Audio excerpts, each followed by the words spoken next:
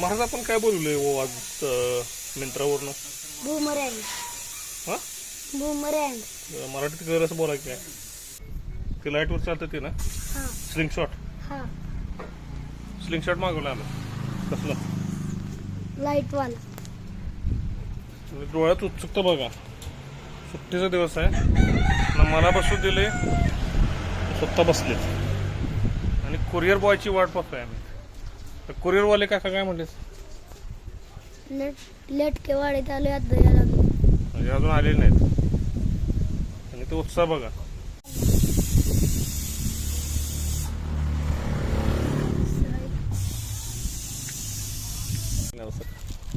रामदास काशीनाथ नायकवडी. बर, आपल्यासोबत हे कुरिअरवाले सर आहेत आणि सकाळपासून आमच्या एजरा चालले त्या. जवळजवळ आम्ही 7-8 तारखेला ऑर्डर केलेलं प्रॉडक्ट.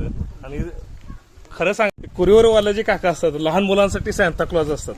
असा आमच्या मुलांचा एक्सपिरियन्स आहे. तुमचा एक्सपिरियन्स काय सर याबाबत? म्हणजे कसं वाटतं तुम्हाला असं कुरिअर केल्यानंतर?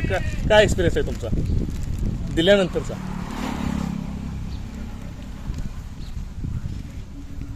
कारण कसं आहे, मुलं डोळ्यात प्राण आणून असे आठवण अशी म्हणजे आम्हाला झोपू देत नाहीत. म्हणजे सकाळपासून चाललंय की कुरिअरवाले काका कधी येणार, कुरिअरवाले काका कधी येणार. तुमचा अनुभव कसा आहे?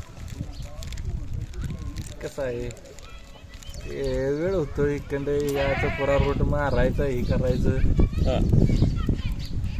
वेळ लागतो, मागं पुढं होतं जरा. बरोबर. ह्याच पावसाळ्यात मी एकदा ऑर्डर केलं होतं एक वस्तू अशी, म्हणजे माझ्या कॅम्प्युटरचा एक पार्ट खराब झाला होता आणि ते कुरिअरवाले होते. त्यांनी भर पावसात मला रात्री 8:30च्या दरम्यान मला ती प्रॉडक्ट बॅटरी आणून दिली होती. म्हणजे तुम्ही जे लोक आहेत ते पाऊस ऊन वारा याची काय फिकीर नाही तुम्हाला लोकांना. कसं मॅनेज करता तुम्ही सर्वजण? कसं मॅनेज करता? काय आपलं काम आहे म्हणल्यावर केलं पाहिजे. समोर बघायचं काम आहे म्हणल्यावर आपलं केलं पाहिजे ते.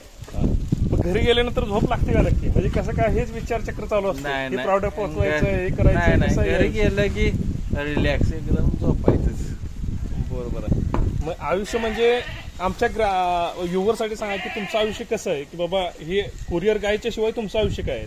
थोडक्या शब्दात. कुरिअर आपल्या ह्याच्यावर आहे. तरी पण एक अभिमान आहे आम्हाला की तुम्ही आमच्यासाठी येता. आमची मुलं तुमची आतुरतेनं वाट पाहत असतात आणि खरंच तुम्ही लोक आहात म्हणून ही जी ग्रामीण जो भाग आहे त्या ठिकाणी मुलांना एक प्रकारचं, मुलांनाच किंवा पालकांना सुद्धा म्हणा, कोणतीही वस्तू घर बसल्या मागता येते, एक कन्व्हिनियन्स तुम्ही आम्हाला देता. त्याबद्दल आमच्या गौरवसाठी ब्लॉगतर्फे तुमचं मनापासून स्वागत या ठिकाणी आणि खूप खूप आभार.